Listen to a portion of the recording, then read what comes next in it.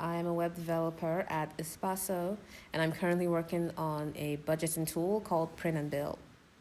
Print and Bills was actually proposed to me by David and Zhao. We had a meeting near the end of spring 2022 semester, and he basically said a lot of international students specifically were always panicking at the end of the semester because their print bill was up and they hadn't paid up enough for it. And this tool was basically to help students so that they're paid up by the end of the semester. They're mostly paid up or they're all paid up, and we can help reduce some of the panic, especially around Christmas, because that's when most of the panic arose.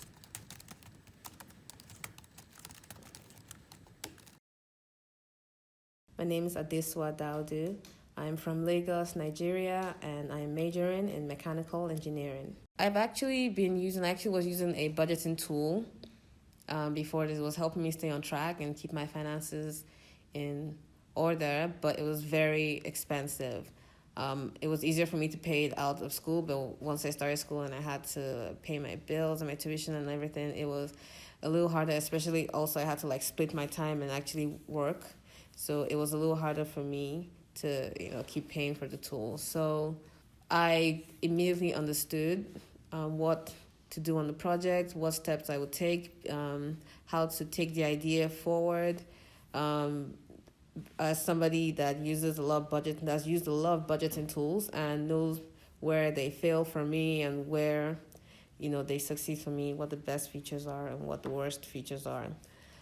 I basically took all the experiences I had with these other budgeting tools, all the best features I saw, the things I saw that worked the most for me, and the things that didn't work so well for me, and the things that were missing. And then I came, because I had to pass ideas through David and through the rest of the team, and I basically was able to propose ideas based on what I had experienced.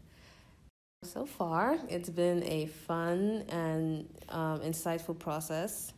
I've gained a lot, I've learned a lot, and I've grown in so many ways as a developer, and I've learned things that I didn't even know.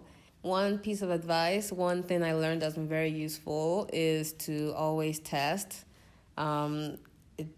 It's very important to test. Even if you have a QA team, I think it's important as a developer to put in tests as you're adding new features, because it really, really helps, especially if it's a long-term project, because you're not going to remember what you were thinking when you were writing that line 6 months ago. So if you're putting in your test, you don't have to remember what you were thinking. You just have to know, the test is failing. Okay, that means I did something wrong.